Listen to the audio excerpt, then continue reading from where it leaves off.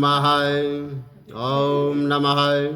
वन्दे देव उमां पतिशुरगुरां वन्दे जगत्कारिणं वन्दे पन्नकभूषणं मृगद्रहं वन्दे पशूनां पतिं वन्दे सूर्यशशाङ्कवन्दिनयनं वन्दे मुकुन्दं प्रियाय वन्दे भक्तजनार्तश्रियं वन्दे शिवं शङ्करं। बोलो शंकर भगवान की जय, विष्णु भगवान की जय, माघ मातम की जय, सनातन धर्म की जय। माघ मातम कथा। देवदुषी महर्षि का राजा चित्ररथ को सदगति के लिए उपदेश। लोमेश जी बोले कि हे ब्राह्मण, जिस समय 50 योनि युक्त राजा चित्रस्थ देवदूती ऋषि के आश्रम के निकट वहां पर मूर्छित होकर गिरा, उस समय महर्षि ऋषि जो है वहां पर उपासना कर रहे थे। देव ऋषि तपस्या में बैठे हुए थे और जैसे ही उनको मूर्छित होकर उन्होंने देखा तो ये तुरंत उठे तथा 50 योनि में वहाँ पर राजा को देखा। और उस समय 50 योनि युक्त राजा भयानक आकार युक्त में था तथा वह दहाड़े मारकर जो है वहाँ पर रो रहा था। जो उसकी योनि थी वो जीर्ण और शीर्ण अवस्था में थी। महाभयानक 50 अत्यंत कष्टमय स्थिति में था और वो चिल्ला रहा था तथा कह रहा था कि त्राहि त्राहि ऐसा कर रहा था। तो देव ऋषि देवदूती ने कहा कि हे पिशाच, तू कौन है और तू मेरी कुटिया के निकट किस प्रकार आया है? तू क्यों इस प्रकार दारुण कष्ट भोग रहा है? और मेरे आश्रम में आने के पश्चात कोई भी जंतु यहाँ पर कष्ट नहीं पाता है, सभी को वैकुंठ के समान यहाँ पर सुख प्राप्त होता है। अतः हे पिशाच, तू निर्भय होकर अपने दारुण दुख को भय रहित होकर उसका वर्णन कर तथा बता मैं तेरी क्या सहायता कर सकता हूँ। तो 50 योनि युक्त राजा ने अनेक योनियों के पश्चात ऐसे शांतमय वचन सुने थे। राजा का रोना वहां पर बंद हो गया और ऋषि के स्पर्श मात्र से पिशाच को लगा कि उसके आधे कष्ट तो वैसे ही दूर हो गए हैं। पिशाच ने ऋषि के चरण पकड़ लिए और कतार युक्त वाणी से बोला कि हे ऋषिवर, आपकी मनोहरशीलता व प्रेम युक्त वाणी तथा वचन सुनते ही मेरी आत्मा इसको शांति तथा शीतलता प्राप्त हो गई है, ऐसा जो है मुझे प्रतीत होता है। जैसे मेरे दुखों को आपने हर लिया है तथा मेरे जो पुण्य हैं वो सब जो है उदय हो रहे हैं। ऐसा कहकर पिशाच आत्मा ने ऋषि से कहा कि हे ऋषिवर, मैं जो है तो मनुष्य, जब जो है मेरी मनुष्य योनि थी तो मैं राजा था, मेरा नाम जो है चित्ररथ था, और मेरी प्रजा सुख तथा वैभव से पूर्ण संपन्न थी। परंतु दुर्दिन के साथ मेरी प्रवृत्ति बदल गई और मैं वहाँ पर क्रूर हो गया। मैं वहाँ पर भोग विलास में फंसता गया, प्रजा पर मैं अत्याचार करता रहा और प्रजा मेरे अत्याचारों से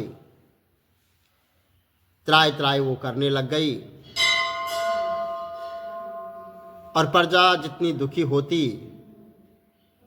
उतना ही मैं जो है खुश होता।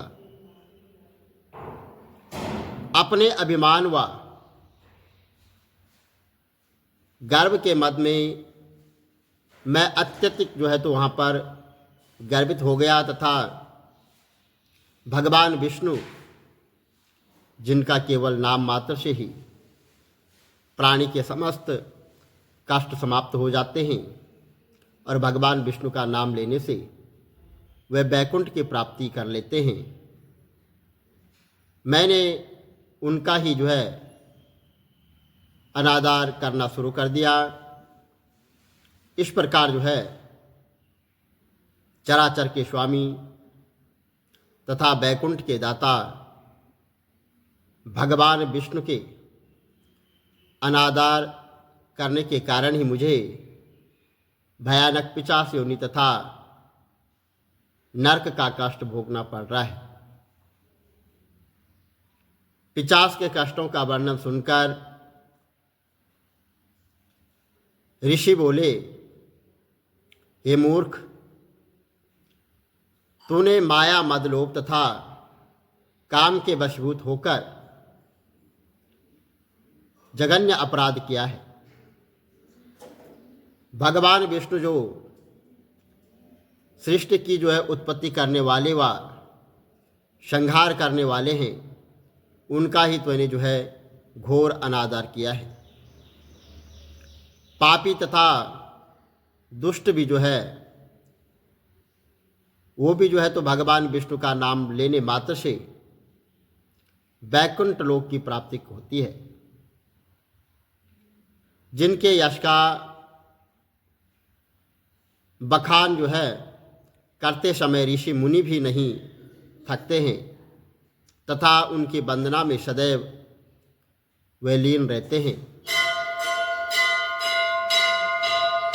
उन प्रभु नारायण स्वामी की आराधना तो प्रत्येक प्राणी को जन्म जन्मांतर तक करते रहनी चाहिए, तथा उनकी आराधना चारों अवस्थाओं में करती रहनी चाहिए। मूर्ख, वेदोक्त, धर्म शाश्वत यह है कि सदैव चिरंजीव है, और सनातन धर्म का जो है पालन करने वाले प्राणी कभी भी जो है वो दुख नहीं पाते हैं। जो प्राणी भगवान विष्णु की पूजा में तथा उनके नाम लेने का स्मरण करते रहते हैं, वे कभी दुख नहीं पाते हैं। जो प्राणी असत्य का संरक्षण लेते हैं, वे धर्म के विरुद्ध चलते हैं, और वे सदैव जो है कष्ट पाते हैं। अरे मूर्ख, प्राणी भगवान विष्णु तथा भगवान शंकर लोक परलोक के स्वामी हैं, और उनकी ही तूने निंदा की है। तूने जो ये जघन्य अपराध किया है तो तेरा दंड उचित है, और तुझे ये जो है तो निरंतर भोगना पड़ेगा। ऐसा सुनकर पिशाच त्राहि त्राहिमाम करता हुआ वहाँ पर बिलक बिलक कर जो है रोने लग गया और मुनि के चरण पकड़ लिए। कहा कि हे ऋषि, मुझे बचाओ, मैं अत्यंत कष्ट में हूँ, मैं महापापी हूँ, मैंने त्रिलोकीनाथ भगवान विष्णु का घोर अपमान किया है, मेरे कष्टों का निवारण करो। तो ऋषि ने कोमल हाथों से पिशाच राजा के मस्तक पर हाथ फेरा तथा बोले कि हे भद्र, तुमने वास्तव में घोर अपराध तो किया है, और हे राजन, निश्चय ही विष्णु भगवान से द्रोह करने के कारण ही तुमको जो है घोर नरक का कष्ट भोगना पड़ रहा है। जहाँ तक तुम्हारी मुक्ति का प्रश्न है, उसका मैं तुम्हें उपाय बताता हूँ, तुम सुनो। तो ऋषि बोले कि हे भद्रे, माघ मास प्रारंभ होने वाला है और संभवतः तुम्हारे कष्टों का निवारण शीघ्र ही होने वाला है। तुम तुरंत महान तीर्थराज प्रयाग चले जाओ और वहाँ पर गंगा यमुना तथा जो लुप्त वहाँ पर सरस्वती बहती है, उस पवित्र संगम में शास्त्रोक्त तथा संगम के स्नान करने से समस्त प्राणियों के तमाम कष्ट नष्ट हो जाते हैं। जिस प्रकार सूर्य की किरण का अंधकार का नाश कर देती है, उसी प्रकार पवित्र तीर्थ प्रयाग में स्नान करने से समस्त जन्मों के पापों का नाश हो जाता है। मैं तुम्हें सिर्फ संक्षेप में बताता हूँ और इतना कहना चाहता हूँ कि तीर्थराज प्रयाग अत्यंत पुण्य स्थल है। वहाँ पर स्नान करने का फल अद्वितीय है और संगम के तमाम पापों तथा कष्टों का हरण संगम के पवित्र जल में स्नान करने से हो जाता है। संगम स्नान के बराबर न तो कोई तपस्या है, न कोई तप है। प्रयाग स्नान समस्त यज्ञों में श्रेष्ठ है। संसार के तमाम दान प्रयाग राज में संगम स्नान के सम्मुख कुछ भी नहीं है। प्रयाग संगम पर स्नान पृथ्वी पर स्वर्ग का द्वार है और इसके स्नान मात्र से प्राणी जन को मोक्ष की प्राप्ति होती है। अग्नि की एक तो चिंगारी आग की लपट बनकर बड़े बड़े जो है घास के ढेरों को स्वाहा कर देती है। तो तू समझ ले कि त्रिवेणी स्नान मात्र से तेरी पिशाच योनि नष्ट हो जाएगी और तेरे जन्म जन्म के कष्ट दूर हो जाएंगे।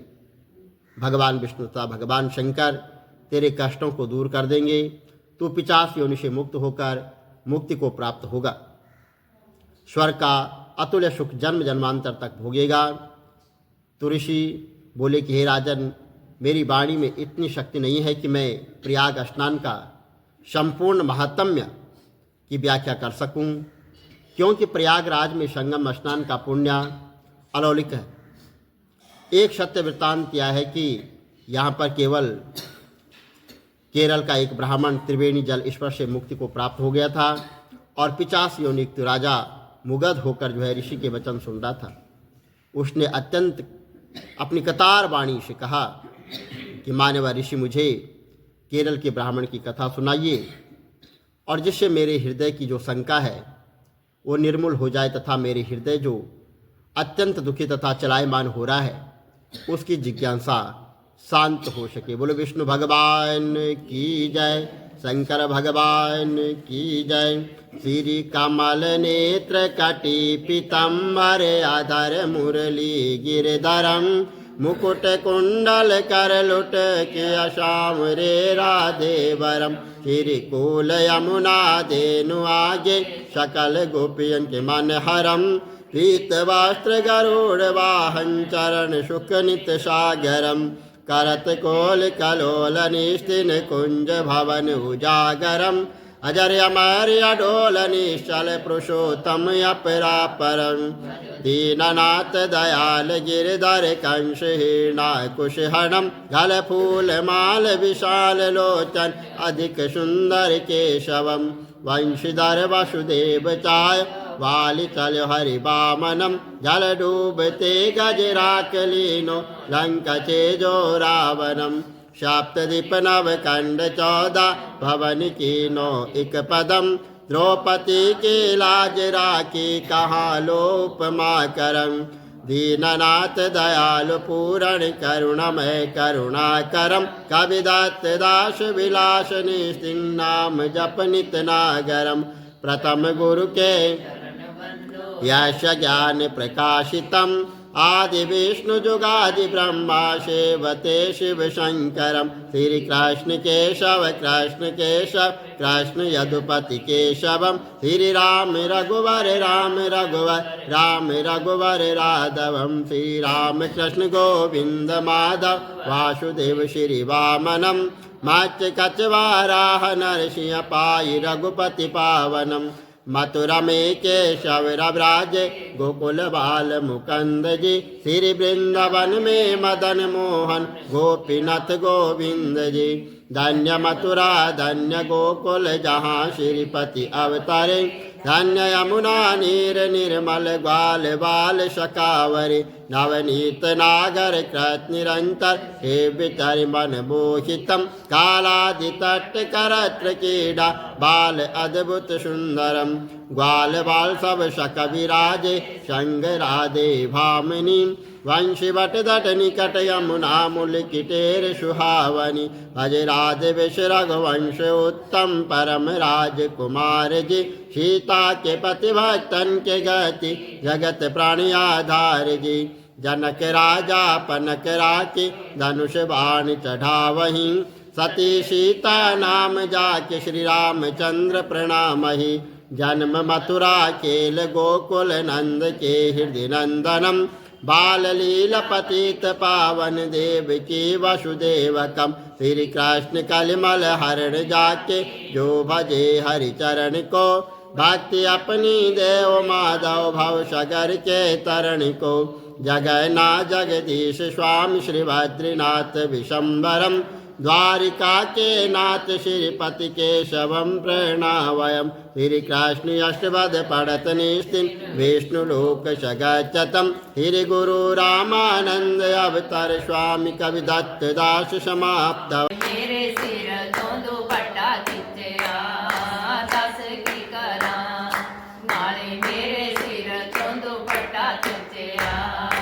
दस की करा दूध दही बेच के मैं टब्बर पाल दी देख ले कर तूत मैया अपने लाल जी दूध दही बेच के मैं टब्बर पाल दी देख ले कर तूत मैया अपने लाल जी दूध दही सारा मेरा ढोल सुटिया दस की करा दूध दही सारा मेरा ढोल सुटिया दस की करा मैया तेरे लाल ने मखन लुटिया दस की करा मैया तेरे लाल ने मखन लुटिया दस की करा कर ਜਾਂਦਿਆਂ ਨੂੰ ਮੇਰੀ ਸੱਸ ਲੜਦੀ ਨਾਲੇ ਮੈਨੂੰ ਮਾਰੇ ਨਾਲੇ ਘਰੋਂ ਕੱਢਦੀ ਕਰ ਜਾਂਦਿਆਂ ਨੂੰ ਮੇਰੀ ਸੱਸ